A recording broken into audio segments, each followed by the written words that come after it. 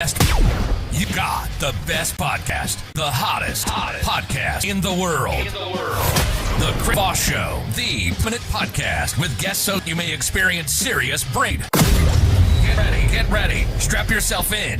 Keep your arms and legs inside the vehicle at all times, because you're about to go on a monster roller coaster with your...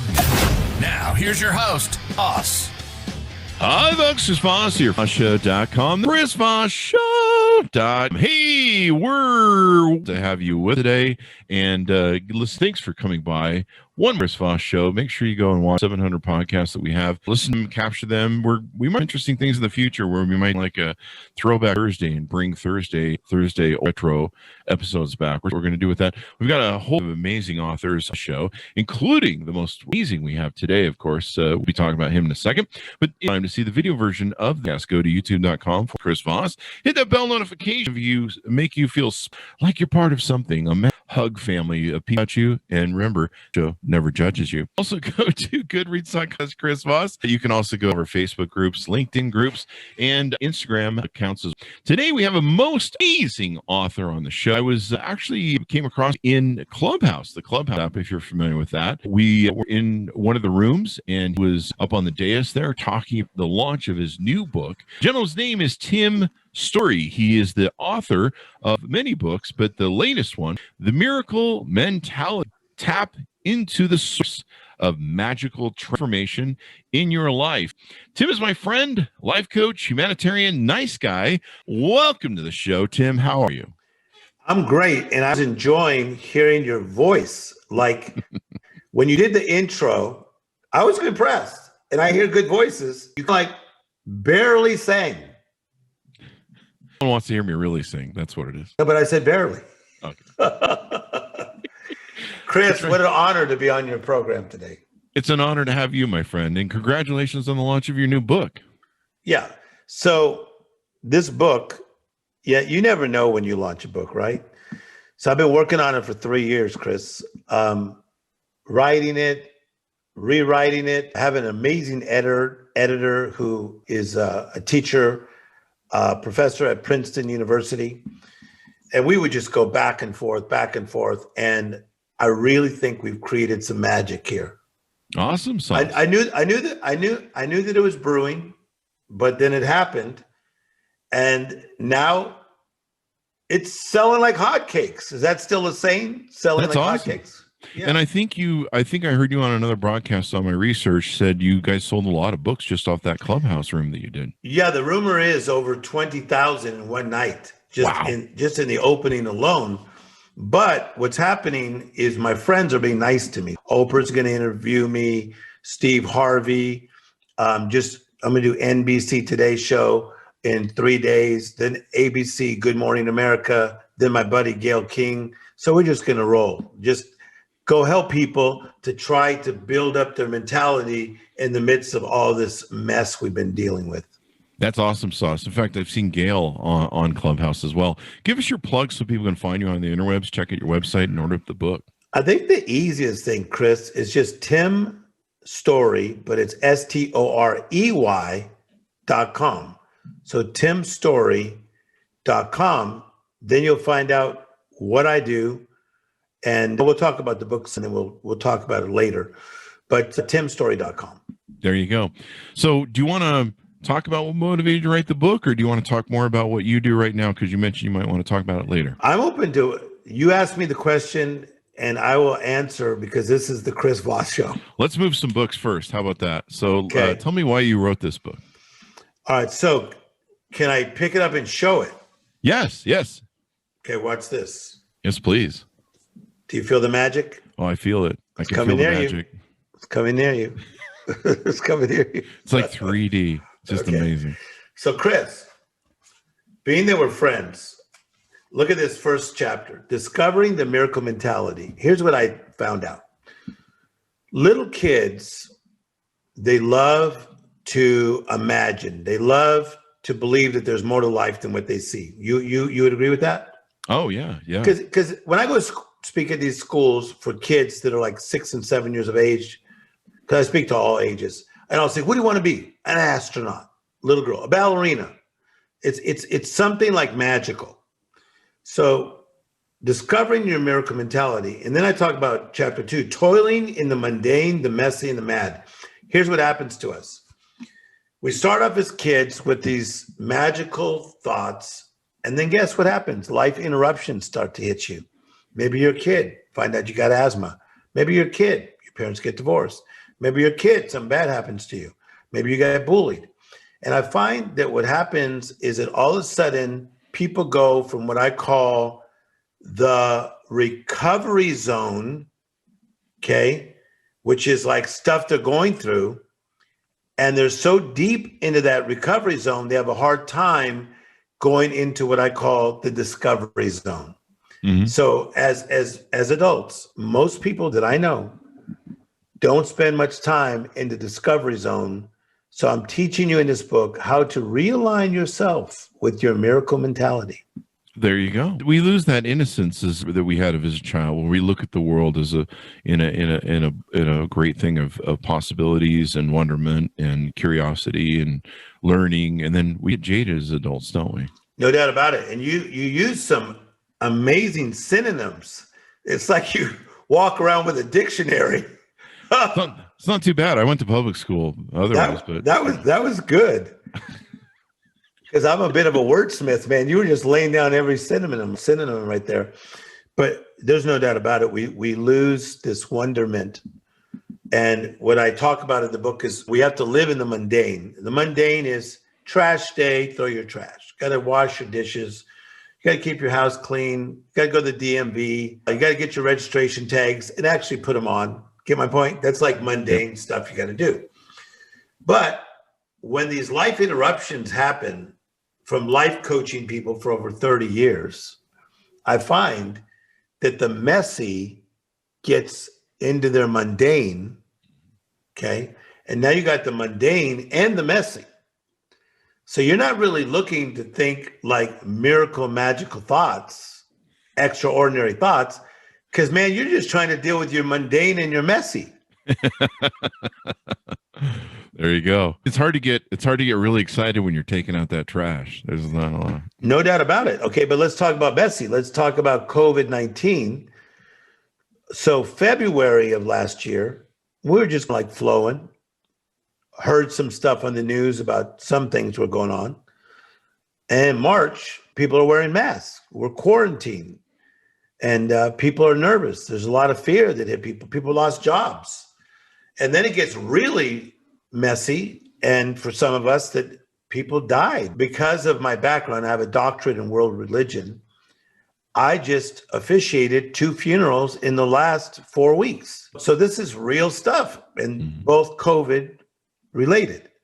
So my point is that this is real stuff that's going on. But at the same time as the mundane and the messy, if you're not careful, it goes to the third stage in my book, and that's the mad.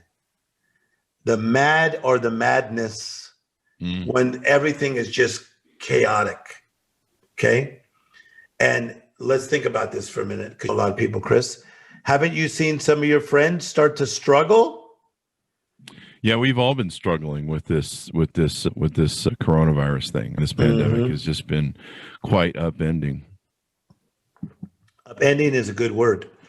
So I decided to write this book, and this is more than just easy stuff. Really help people walk through this, because I believe that life is still good, but I think that you have to make room for magical moments. And I think that people are so caught up in this messy and the madness that they're not making time for magical moments. Give you an example? Yes, please tell us what they are. Okay, it's like little kids, right? So I don't know this about you. Do you have any children? No. Okay, so I do, but my children are not so little anymore. But when they were little, they would say, "Hey, Dad, can I play?" Okay, but first you got to clean your room. But then can I play? But you got to go to school today. But then can I play? You get my point? So when they're in kindergarten, first grade, second grade, it's all about playtime. So I did a lot of research, and I have some researchers too, which makes me extra special. So I have researchers and myself who found this thing out about kids and play. The one reason they like to play is it gives them an opportunity to manifest in the area of their imagination. That's why little kids have like imaginary friends. And one of the things that kids like to do, remember the sandbox? That's almost like a thing of the past. I love the sandbox. Okay, so kids could go in a sandbox forever, and they could have, I wish I had a cup here, but they could have one cup and just scoop and then play and scoop and, right? Yeah. Okay, so I think that as adults, we almost lose that time that when we were kids was like our playtime. And some silly person will say, I still got mine. I like to go have drinks with the boys. I'm not talking about that. That's more of a social life. But I'm talking about taking time to be creative and let your imagination soar. Man, there's some beautiful things in life when you do that. And what's the best way to make that space in your life? Because that's the biggest problem people have is they're always running around chasing this, that, and the other, and they don't make space for it. Okay, so number one, for those that are taking notes back at home, number one, you don't have to take notes because you have such a good mind. Number one, you need to wake up. And to wake up, as I looked at the dictionary, means to come out of a place of sleep. You're asleep, you need to wake up. Conscious. I'm awake. So if you are living in the mess or living in the madness and you feel like you're a discount version of yourself, you need to wake up. Okay? You need to wake up. So this show today is going to help wake you up. Tim Storey is going to help you up. Chris is going to help you. Here we go. No one, you need to wake up. Secondly, Chris, you're going to love this. You got to take inventory. You got to say, okay, it's been a pandemic. It's been a little long. It's been about a year now, a little over a year, right? Quarantine. People like in Texas, they're not so much quarantine. But, okay, I got to take inventory. How am I doing physically? How am I really doing in the clarity of my mind? How am I doing with my family? How am I doing with my singleness? How am I doing with my dog or my cat? How's my job doing? How's my money doing? So you wake up. Secondly, you take inventory. Ooh, this is good because the inventory is tough because people don't like to really look at the facts. Sometimes that mirror isn't as glamorous as you want it to be. Okay. Third, it's so powerful. You have to partner with the right people, Chris. You got to partner with the right people. All it takes is one bad apple to spoil the whole bunch, to quote Donny Osmond. That was a song. I grew up watching him as a kid. I think I was a teenager when the Osmonds were on. Yeah. So partnering is really important then, right? You got to partner with the right people. Okay. And what do I mean by that? You need to get around people that have a positive mindset, that in the midst of everything that we're going through, that they are speaking positive words to you. If you're ill, like, hey, what do we need to do? We'll help you get better. Or your daughter's acting up. Hey, let's try to get them through. So you have to partner with people with the right mindset, that have the right mindset, okay?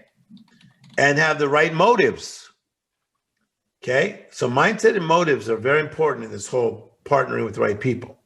So you become awake, take inventory, partner with the right people. Then here's what you need. You need principles. Principles? I need to have principles too? Principles, yeah. Like principles are in this book. I talk about having character, honoring your word, prospering where you're planted. It's almost like Stephen Covey's book, like his book that he did on the principles. That was a good book. John Maxwell writes good books on principles. But this has all kinds of principles, and it has an assessment area where you could assess where you think you are with your principles. So what are your standards? What do you live by? So for me, I'm a Bible guy. So I like to read the Psalms and the Proverbs, and I do that every single day. So I put certain principles into my soul so that my principles will create a practice. Okay. So you have to have the right principles. Okay. Out of the right principles, now you create the right plan. And I'm going to tell you, because I've been coaching people 30 years, you cannot create the best plan unless you're clear in your mind, clear the clutter. Okay. You got to have the right principles before you start writing down that right plan. Do you like this so far? I love it. I love it. These are great. Wake up, take inventory, partner with the right people, principles, and plan. Yeah, get out the right plan. I think people are making plans from a bad place. Never make decisions from a bad place. Big decisions. What's that old saying? If you don't plan, if you fail to plan. Clearly I didn't plan this. If you fail to plan, you plan to fail. There you go. But Chris, this is what I do for a living. So just be Chris Voss, okay? Don't try to get in my lane, buddy. I'll stay in my lane. That's like telling Tony Robbins, "Hey Tony, let me tell you about the principles of power." I pulled a George Bush. I was totally turning it the other way, the wrong way in my head. If you fool me once, you fool me once. When he did that, it was funny. I've seen that video, Chris. This is a side of me that people don't know. I've never said it on anybody else's show. I've seen that video about 10 times on YouTube because it's so cute. Yeah. Because I like George Bush. In fact, his daughter Jenna is interviewing me on Thursday. That's awesome. On the NBC Today show. Nice. So I like the Bushes. They've been nice to me. But anyway, I've seen that video about 10 times because it was funny. All right. So principles, then the plan. The plan is so important. Chris Voss. Because life is still excellent. But what's your plan? So why do I need the right plan, Tim? Because this pandemic has created three things. Ooh, the motivator is going to motivate. Number one, delays. Ooh, we've been delayed. Mm-hmm. I'm in line. Everywhere I go, I'm in line. I'm in line and I have a mask. And I'm got to be 6 feet back. Look. I've had my shots, so you're fine. Okay. Mostly rabies, though. I'm coming closer. Okay, so watch. We've all had delays. We've all had denials. Mm. Ooh, delays are one thing. Denials, that can hurt. Denied of a job. Ooh, look at this. Denied. It was your graduation. You can't walk it. What? It's your wedding and you can't have humans there? Delays, denials, and here goes the third one. Detours. Mm. Think of so many of our friends, Chris Voss Show. Watch. Detours. They don't know how to handle them. They don't even know how to put on their own navigation. Someone move my cheese. Yeah, someone move my cheese. Detour. Dorothy, get back on the Yellow Brick Road. The next book by Tim Storey. All right, so tell me what you think about my action plan so far, Chris. On Wake Up, let me ask you this: on the Wake Up principle that you have, is that bearing into being present? I got into Eckhart Tolle's "Be Present" book, and that was a wake up moment for me because I felt like I was really drifting. Is being present maybe part of that? You hit it spot on because Eckhart Tolle talks about the power of now, and to be in the power of now, which I am. I literally live in it, and I got it coming at me from every direction. When you're the comeback coach to the stars, there's a star needing me right now. So I have learned to be in the power of now. I am fully present, fully feeling, and fully alive. Most people are constantly distracted. Somebody else's urgent is not necessarily yours. That's true. That's true. Can you repeat that? I was texting. No, I'm just kidding, Tim. I'm just kidding. That was funny. We do some of that on the Chris Voss Show. We're known for it. Waking up, being present. That was something I struggled with. I was in real fog for a few years, and I was struggling just to identify I have dog kids. So I was like, they're here and I'm here, and I'm not in the moment. And so that was a real struggle. So I love that concept. Wake up, take inventory. I thought this was really important because a lot of people don't. And it is hard for people sometimes to go, what is my financial situation or what is my relationship with and stuff like that. And it's hard for people to sometimes face questions that they're like, they may not like this answer. What do you think? What do you think is the best way to approach that if you don't like the answer? So listen, the take inventory thing is difficult for me. I'll give an example. I would say 6 months into the quarantine, I started to feel it. So I went to a very nice part of Southern California because I live in Southern California, but I don't live by the beach. But I went and I got a hotel for 2 days by myself, overlooking the ocean, because I just needed to breathe. I needed to see something different.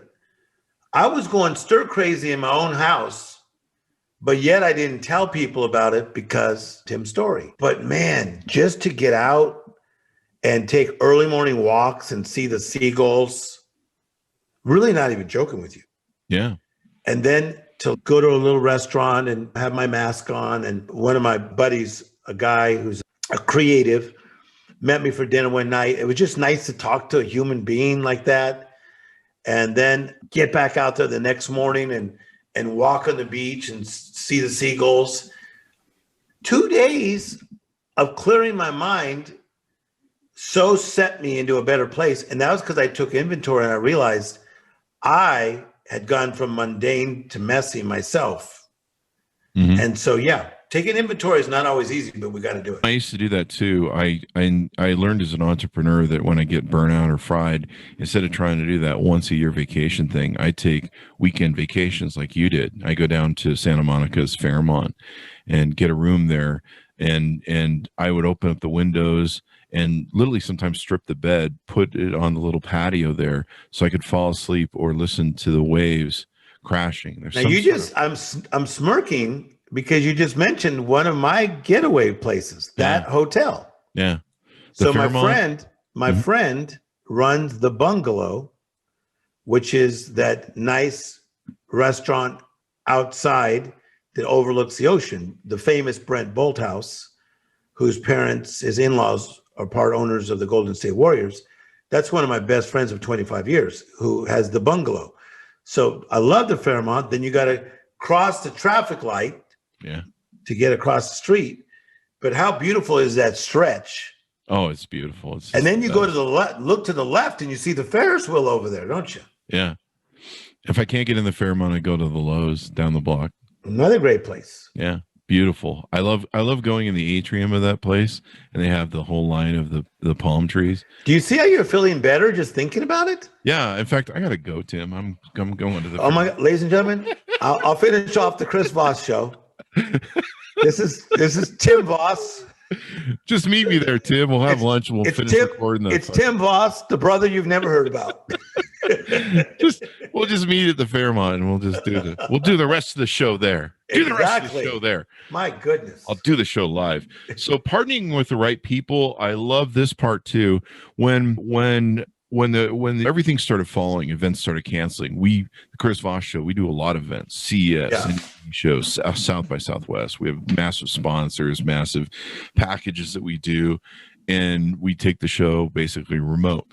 And so we bring in a lot of money doing that, speaking, of course, and all that stuff that we all lost. Yes. And so watching just the domino slowly fall of just money evaporating for the year was just, it was hard to deal with. And I entered this kind of little dark depression. And one of my friends, Robert Scoble, he put on Facebook, he said, here's what you do right now. It's real simple.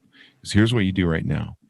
You either find a lifter or you be a lifter. One of those two things. Ooh. Decide what you're going to be and go do it. Is that his original saying? I believe so. I'd have to check with him. We're good friends, so I'll ask him for you. Find a lifter.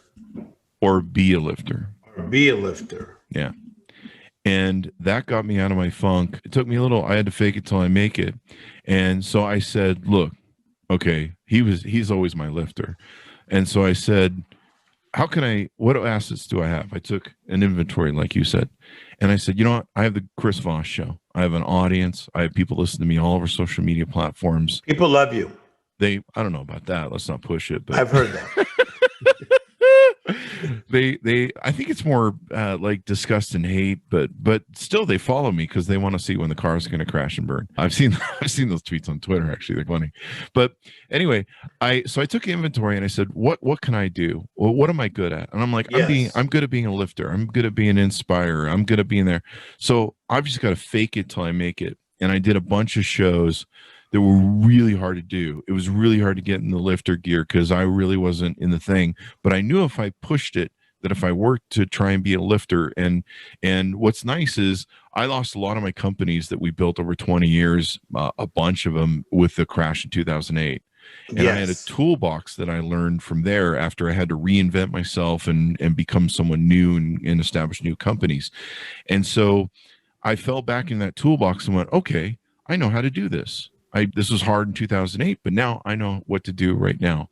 And so I started digging out of that toolbox and sharing out on the podcast. And the first 3 or 4 episodes were really hard to do because I was trying to be a lifter. I'm like, I'm not really the guy who should be lifting right now. But I hear you. That really helped me. And eventually we got really good shows, gave people really good data, and hopefully we helped some people through that. Chris, it is so true what you're saying. And so whether you want to call it karma or you reap what you sow, there's no doubt about it, is that what you make happen for someone else, life will make happen for you. That's true. So my life since I was a teenager is I've been a humanitarian. I've now been to 75 countries of the world, helping change people's lives. And I could be like half blown up in my personal life. And when I would still give back, it's amazing how healing that was. Mm-hmm. So I think it's a law, wherever you think it comes from. Yeah, I believe it comes from God, but I believe you reap what you sow, and there's no doubt about it. And I think that even in people's pain, that they should be a lifter. Yeah, definitely. And one of the things that came out of it is we changed the format of the show. We opened it up to all authors and even nonfiction people. And we've done a lot of social justice shows and helped people do better. And I think we changed the world more now. I love this show more than ever in all the years I've been doing it. Principles was an important thing. Do we want to get rid of people that are the emotional vampires, the drama vampires, the negative vampires, the manipulators in our life? I'm gonna make this really cool, because a lot of people speak on these topics, and that's what they always like to go to. Get rid of the haters. Okay. So I'm going to give you the 3 levels of people that we usually deal with. And this is going to sound very simplistic, but I dialogued with an amazing therapist who's just brilliant at that crazy level about this. And she says, Tim, this is so good. So number 1, first level of intimacy of people is the casual. Hey, Chris, this is Tim. Tim, this is Chris. You like bass fishing? So do I. Oh my God, we should go bass fishing. You're from North Carolina? I'm from North Carolina. That's like the casual friend. That's what we just encounter all the time. The second level of connection, human connection, is the intimate. Now, many times the intimate, you did not vote those people in. They're your family. Okay. I've seen this movie. All right. You're going to have to see him at Thanksgiving and Christmas for sure. That's your intimate. Could be your brother. If you're 2 boys, you had to sleep in the same room. Sister had to sleep in the same room. You really didn't have that much in common, but they're intimate. They got the same last name. And then you got some cousins. Oh my God. Then you guys may have to do a once a year family reunion, and I'll put the Voss family. Isn't this great? Yeah. That's the challenge, is that intimate place is where people get jacked up, because many times they share their secrets with people just because they're their family, Mm-hmm. or it's their cousin, or it's their coworker, or it's somebody else that has a similar platform as you, doing business and an entrepreneur and all the things that Chris Voss does. And I think that people get entangled with the wrong people, okay, in that intimate level because they're not making the right choices. Mm-hmm. I'm a pro at this, trust me. The third level is the invited guest. Ooh, this is so good. Just because you know them doesn't mean you need to invite them. I just officiated a wedding. There's a show on HGTV, okay? And they have it's called Flip or Flop. The lady on the show, Christina, is my great friend, okay? And so don't say anything because she's my great friend. Now, she also has another show, Christina Life by Design. Her best friend, Cassie, got married, and I officiated the wedding. Okay? Awesome. So, because I do stuff like that. So I'm going to tell a story about this. So I was talking to her, and I said, how many people are coming to the wedding? So she gave me the amount. Okay? But she has a lot of friends because she's one of the most amazing women I know, Cassie. But she can only invite so many people because she can only invite so many people. That's interesting, right? Same thing in our life. Some of you are bringing people that should be casual friends into the invited guest section. Mm. Bringing them in deep. How you doing, Chris? Just because they ask the question doesn't mean that you have to give them the answer. Mm. I don't give people straight answers if I don't know them. Mm-hmm. I gotta know their motives. What's your motive? Why are you asking me that? Why do you want to know? Why do you want to know how much I make from speaking? Why do you want to know what's it like to be so handsome? Really? Do you really want to know that? Yeah. I just want to know your routing number and your account number on your bank. I want to give my phone number away today. My phone number, Chris, is 555-5555. I want to give that away. So would you say this would be like boundaries, good established boundaries? Is that what? Got it right there. Okay. A great book too. Boundaries. Towns wrote that book with his buddy. Mm-hmm. Boundaries. This is all about boundaries. I'm a master of boundaries. Mm. So I could be talking to Chris Voss and I'll throw in Grant Cardone. Mm-hmm. Two friends of mine. Let's say we're having lunch at the Fairmont. Let's take it up a scale. We're having brunch. Because we're the kind of guys. Yeah, we're brunch guys. We're brunch guys. We're having a brunch. We're brunch guys. We own it. I got And then some say that. And then some guy, let's say some random guy comes in and goes, oh my God, dude, freaking A, can't believe it. It's Chris Voss. Totally does not even pay attention to Grant, doesn't even pay attention to me. Pays attention to Chris. And says to us, hey, I'm a fan of Chris Voss. Can we sit down? We have the right to say, you seem like a great guy, but we're having a conversation we've been waiting to have for a while. That's boundaries. There you go. Isn't that so good? Is that so good or what? Come on. That's important. Yeah, Grant's really awesome. Talked to him a few times on Clubhouse. In fact, we're usually on a dais together always. His wife follows me, which is really cool. I thought that was... Elena is one of my great friends. Yeah. She is the one that told me about Clubhouse. Mm-hmm. And she was going to use her one ticket to get her buddy, Tim Storey, on there. And she got you on, and that's how we met, the serendipity of it all. You see? So your last point with plan, what's a good plan? Or we want people, of course, buy the book so they can really get the details. But the thing about, of course, I want to give some more. And the thing about this thing here, okay? Can I tell you that I'm not on a sales tour? And this is the truth. Because to me, I'm not a salesy guy, but I think that's why it works for me. When I speak at these conferences, they all say I set records for how long I have to sign stuff. I'm there sometimes 4 or 5 hours signing because I connect to the soul. And when people connect with you, then they want to say, holy schmoly, this guy's making sense. I want. So there's no sales thing here. I'm just telling this thing could take you to another level. So this idea of the plan is not enough, but a plan is a scheme, is a scheme. It's an intention. Okay. So you got a plan, but most people's plans are coming out of a place of a mess. If you're in a messy place, you're gonna create a messy vacation for you and your kids. Yeah, that's true. Right? Didn't you see the Chevy Chase movie? Yeah, I've seen that. It was in a mess. He just kept doing stupid stuff. You got the plan, and then guess what you need next? Once you got the plan, you need persistence. Persistence. Write that down. That's always good. Let me write this down. You need persistence, people. You got to stick with the plan. I do a lot in Beverly Hills, right? So my office was in Beverly Hills forever. I lived in Beverly Hills forever. So here's the deal. You get around people like, you go eat with them at a nice restaurant.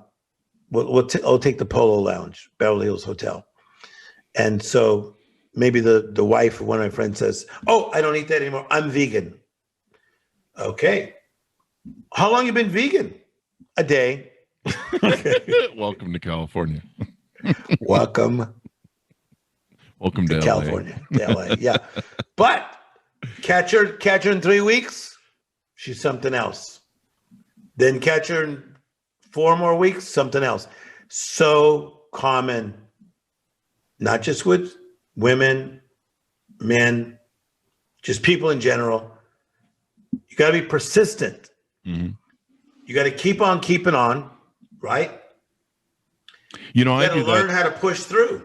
I do that different thing though, but it's mostly with my multiple personalities. Me and my psychiatrist are working on that. But the multiple personality thing is working for you because you see your wit is everywhere. You're like a Jim Carrey with a slower delivery. Yeah.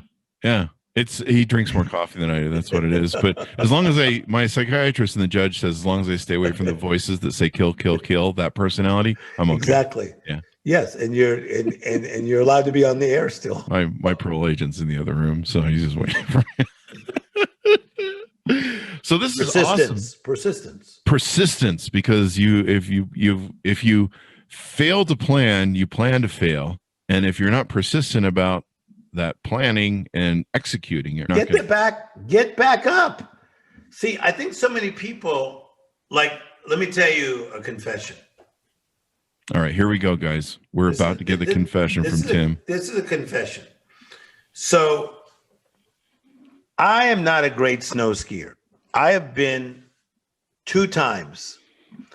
The first time I took lessons, the first day. Second day, I went out there and I did something where they call snow plowing. I basically just did this, okay?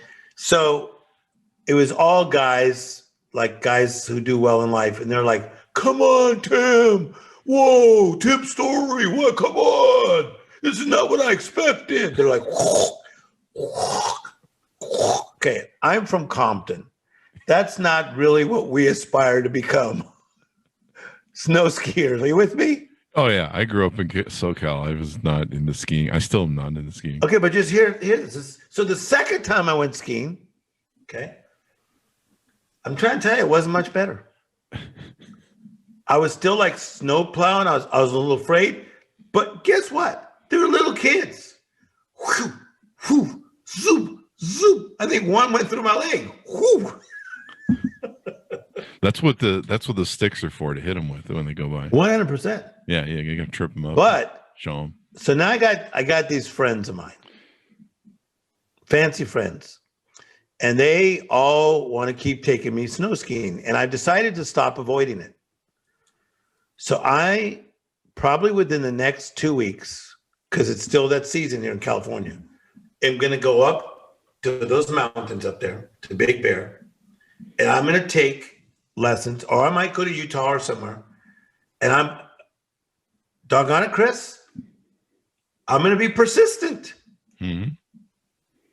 Do you like this? Do you like this coming out of me? I'm going to do it. I love this. I'm going to get back up. As long as you don't go full Sonny Bono and ski into a fucking tree, we're all cool. Exactly. That's the crap that I read and saw that scared my chocolate self.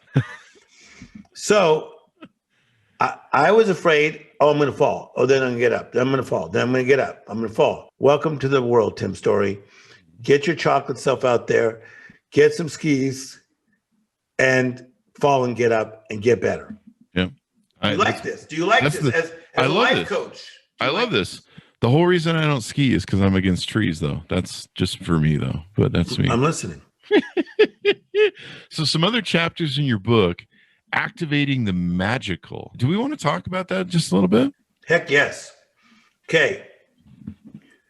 I believe that most of us believe in magic. Magic scares people, that word. They think, ooh, the paranormal. That's only 8% of its usage. Magical means extraordinary. That's me. I like that. Uncommon. Watch this. Watch Tim Storey just start rhyming here. Not normal. Okay. Uncommon, not normal. Supernatural, extraordinary.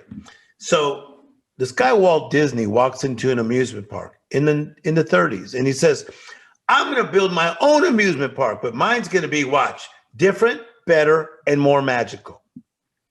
1955, Disneyland opens. Costs about $18 million. What Walt Disney saw prior to it opening was orange groves. You're from California. Orange County. Orange groves. He saw orange groves, but he also saw Disneyland. This is beautiful. So magical thinking had him thinking from the 30s to 1955 till it opened, and then it went beyond and all the things he did. He said, I'm going to do my own amusement park, but it's going to be different, better, and more magical. That's what I'm looking for from people. There you go. I believe your life is supposed to be different, better, and more magical. So we should look for those moments in our family, in our interactions with clients, and different The things. magic is everywhere. So watch this. We always think it's like a big event. Oh my God, I went to Coachella. I saw this band. They blew me away. No, that's not what I'm saying right now. Magic is everywhere. Magic is in the fact, look how well we get along. Okay? We're having a magical conversation that's going to help a lot of people. Magical is also this. Like going to your kid's soccer game and actually paying attention and not texting and seeing that the little rascal finally scored a goal. And then he looks up to see if you saw it, but you're like down here. You just missed the magic. Yeah. Karen. Okay. I'm Chris. This is good though, what I'm saying. Good, yeah. So the other day, I was busy being Tim Storey. I was feeling it. I was feeling the Tim Storey. I was feeling it. All kinds of stuff was going on. My people were around. They were telling me all this amazing stuff happening. I write for American Airways magazine every month. Every month I'm in the magazine. United Airways Alliance every month. 90 airports. If you travel 90 airports of the world, there's a big screen. You'll see my face, me motivating people. All the restaurants, you got to deal with me. I'm in 1 million hotel rooms. Holy crap. No, for real. 1 million. But when you turn the TV on, there I am. Hello, sorry, can't get away from me. Okay, so we were talking about all that, but instead of it like firing me up, it was stressing me out. I was feeling stressed out. So I don't smoke cigarettes or anything like that. So I said, it's 2:00 in the afternoon. I feel stressed out. So I snuck away from my staff and I went to my backyard. And I said, guys, I just need to check my emails. I just want to get away from people. Go to my backyard. Chris, I'm going to tell you something awesome. This may bring a tear to your eye.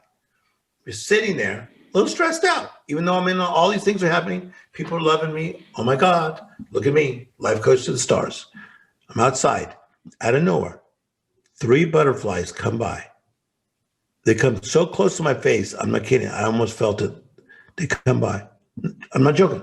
They go like this. They circle. And they swing by again.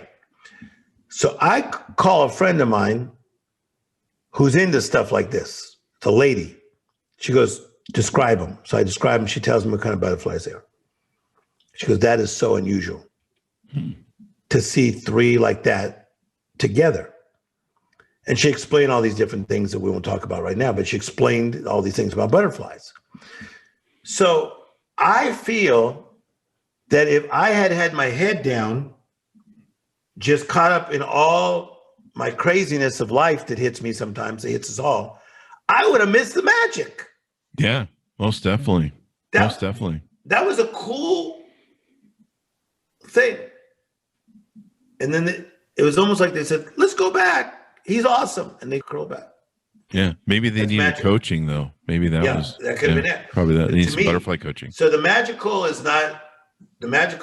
Chris, is not just like way out there, way out, I'm going to be. No, the magic is in, I'm alive. Man, I'm alive. Mm-hmm. I've been through so much in life. My father died when I was 10. My brother died at an early age. My sister died in a car accident where a friend was driving. Out of 7 people in our families, 3 have passed away. I could have woke up today just being pissed. Mm-hmm. Like, I don't need this crap. But no, I look for the magic. Yeah. You got to look for the magic.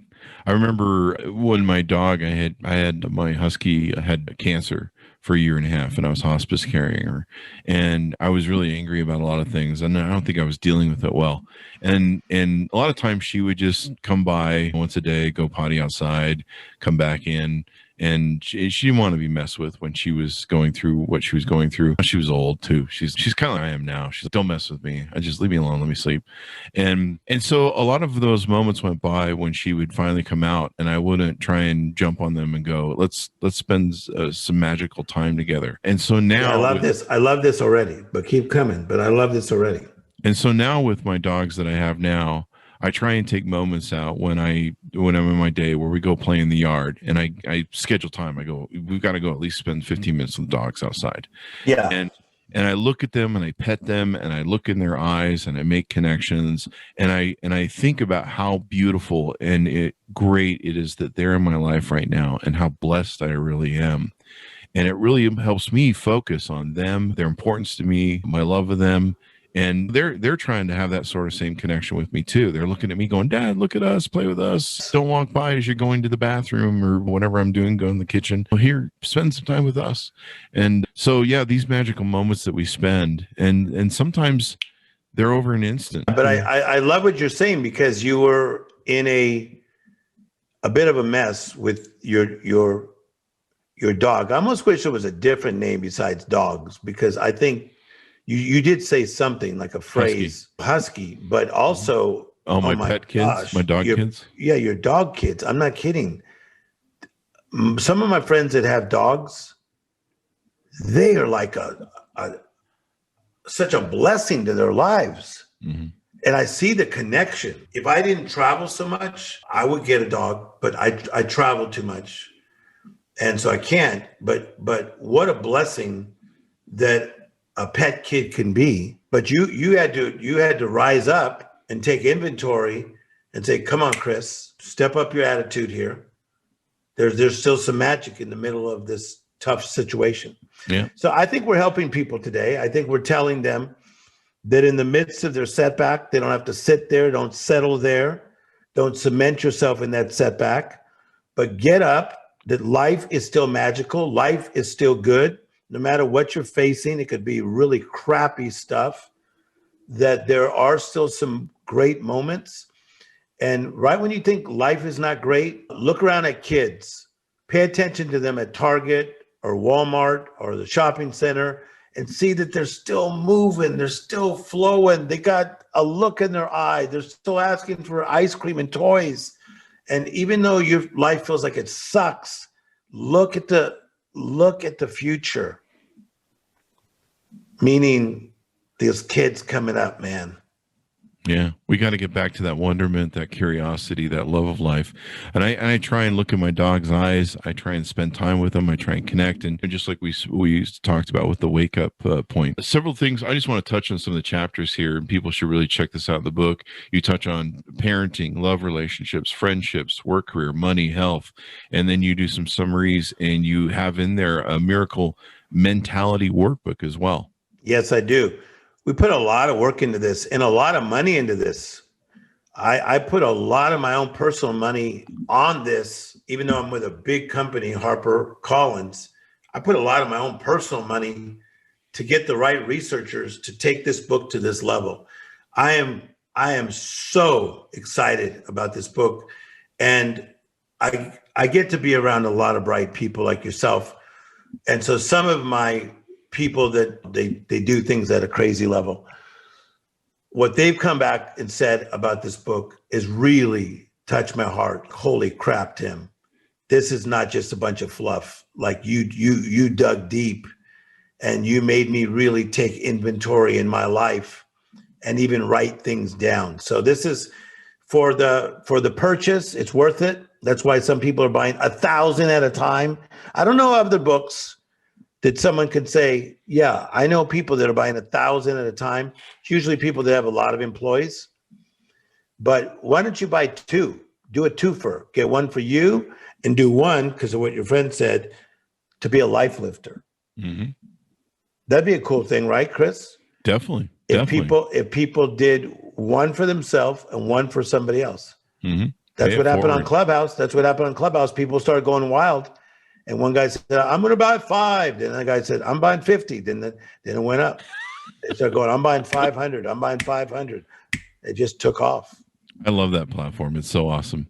So as we go out, Tim, anything more you want to touch on or share with us before we go? I just want to tell you, I enjoy your work, and I look forward to get to know you better.